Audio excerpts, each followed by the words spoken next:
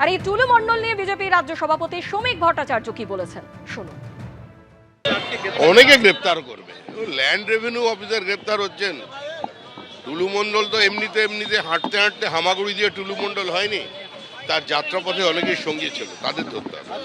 টুলু মণ্ডলের এখনো পর্যন্ত কোনো খোঁজ মেলেনি, কিন্তু টুলু মণ্ডলের আত্মীয় তার দুই শ্যালক, আজকে তার দুই শ্যালকের বাড়িতে পুলিশ আধিকারিকরা তল্লাশি অভিযান চালাচ্ছেন একদিকে, এবং অন্যদিকে স্বর্ণকাররা তারাও কিন্তু টুলু মণ্ডলের আত্মীয়ের বাড়িতে, দুই শ্যালকের বাড়িতে পৌঁছে গিয়েছেন। আর অন্যদিকে অনুব্রত মণ্ডলের দেহরক্ষী সাইগাল হোসেন, তার বাড়িতেও কিন্তু এই ডিসিআর জালিয়াতি কাণ্ডে পুলিশ আধিকারিকরা সকাল 9:30 থেকে তল্লাশি অভিযান চালাচ্ছেন। তোলাবাজি অপহরণের অভিযোগ, কোচবিহারে গ্রেপ্তার বিজেপি নেতা। জালে বিজেপির তুফানগঞ্জ 4 নম্বর মণ্ডল সভাপতি বিশ্বজিৎ তালুকদার। গতকাল বক্সিরহাট থানার পুলিশের হাতে গ্রেপ্তার বিজেপি নেতা। গতকাল ছেলেকে অপহরণের অভিযোগ দায়ের আলিপুরদুয়ারের এক ব্যক্তি। অভিযোগ পাওয়ার পরই গ্রেপ্তার বিজেপি নেতা বিশ্বজিৎ তালুকদার। অসম বাংলা জাতীয় সড়কে পরপর লরি থেকে তোলাবাজির অভিযোগ। মুরগি, সুপারি, পাথরের ডাম্পার, মাছের গাড়ি থেকে তোলাবাজির অভিযোগ। তোলা না দেওয়ায় অপহরণ অভিযোগ আলিপুরদুয়ারের বাসিন্দা। একদিকে যেমন টুলু মণ্ডলের দুই শালকের বাড়িতে পুলিশ অফিসাররা তারা তল্লাশি অভিযান চালাচ্ছেন, আর অন্যদিকে অনুব্রত মণ্ডলের প্রাক্তন দেহরক্ষী সাইগাল হোসেন, তার বাড়িতেও কিন্তু পুলিশি অভিযান চলছে। সকাল 9:30 নাগাদ সাইগাল হোসেনের ফ্ল্যাটে বীরভূম জেলার পুলিশের তদন্তকারী দল পৌঁছে যায়। টুলু মণ্ডলের ডিসিআর জালিয়াতির সূত্রে এই তল্লাশি অভিযান দাবি তদন্তকারীদের। সরাসরি আমাদের প্রতিনিধি ভাস্কর মুখোপাধ্যায় আমাদের সঙ্গে রয়েছেন। সাইগাল হোসেনের ফ্ল্যাট, সেখানেও পুলিশের তদন্তকারী আধিকারিকরা তারা তল্লাশি অভিযান চালান। এখনো পর্যন্ত কিছু কি মিলেছে, কি খবর ভাস্কর? দেখো, সকাল 9:30 থেকে সাইগাল হোসেনের ফ্ল্যাটে তল্লাশি চালানো হচ্ছে। সাইগাল হোসেন হচ্ছেন অনুব্রত মণ্ডলের প্রাক্তন প্রধান দেহরক্ষী ছিলেন, এবং এই সাইগাল হোসেনের মাধ্যমেই যে বিরাট ব্যবসা একটা চালানো হতো এখানে, সেটা খুব পরিষ্কার ছিল। কেন সিবিআই তদন্ত আমরা দেখেছি, সাইগাল হোসেন প্রায় 2.5 বছর কাছাকাছি তিনি জেলে ছিলেন, তারপর সেখান থেকে ছাড়া পেয়েছেন, এখন জামিনে মুক্ত আছেন, এবং তিনি তার ফ্ল্যাটে এখন এই বোলপুরে ফ্ল্যাটে রয়েছেন।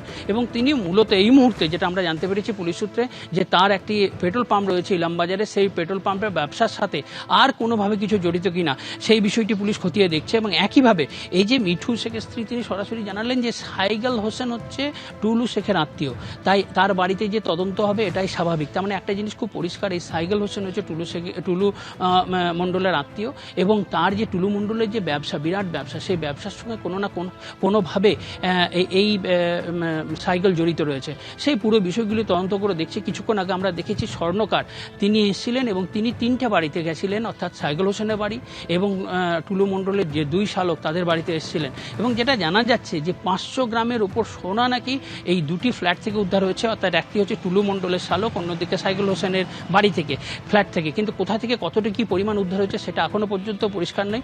স্বর্ণকার যেটা জানিয়েছেন যে তাকে ডাকা হয়েছিল, যে তার বাড়ি থেকে যে সোনা উদ্ধার হয়েছে সেই সোনাগুলি আসল না নকল সেটা দেখার জন্য তাকে ডাকা হয়েছিল, এবং ওজন করার জন্য বলা হয়েছিল। তিনি সেগুলো ওজন করে দেখেছেন, এবং যে সোনাগুলির উদ্ধার হয়েছে মূলত সেগুলি গয়না সোনা, এবং তার যে পরিমাণ সেটা হচ্ছে 500 গ্রামের মতো দুটি ফ্ল্যাট থেকে। কিন্তু এখনও পর্যন্ত সেখান থেকে কোনো টাকা উদ্ধার হয়েছে কিনা বা অন্য কোনো তথ্য উদ্ধার হয়েছে কিনা সেটা পরিষ্কার নয়। কিন্তু আমরা দেখলাম মিঠু শেখের বাড়ি থেকে সেখানে কিন্তু পুলিশ কিছুই পায়নি। যখন তারা যাচ্ছিল তখন তাদের হাতে শুধু কেবল যে জেরক্সের মেশিন, অর্থাৎ প্রিন্টার তারা নিয়ে এসেছিল পুলিশ, সেই প্রিন্টার নিয়েই পুলিশ এখান থেকে বেরিয়ে গেলেন। ধন্যবাদ ভাস্কর।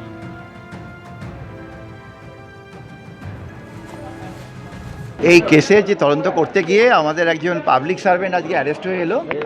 তিনি বিএলআরও ডিপার্টমেন্টের হেড ক্লার্ক আছেন, এবং তার থেকে যে ধরনের এভিডেন্স পেয়েছে তার বেসিসে আমরা 10 দিনের পিসি পেয়ার চেয়েছি। কোর্ট 6 দিনের পেয়ার অ্যালাউ করেছে।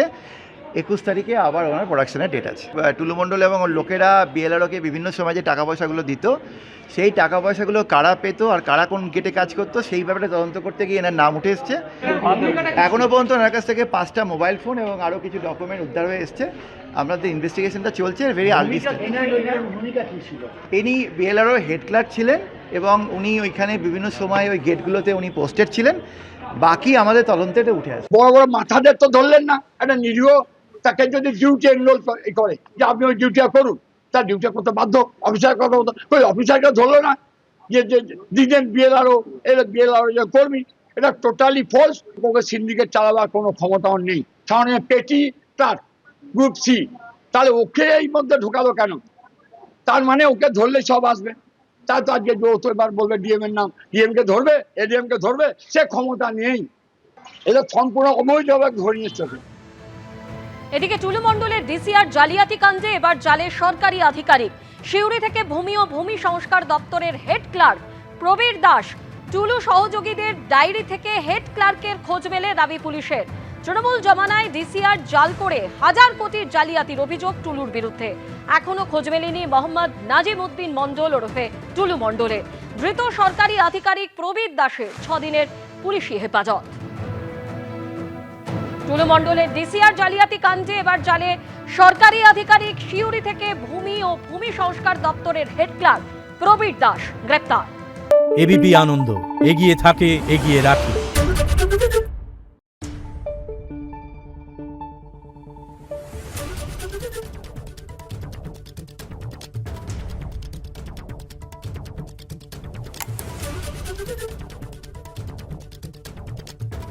Thank you.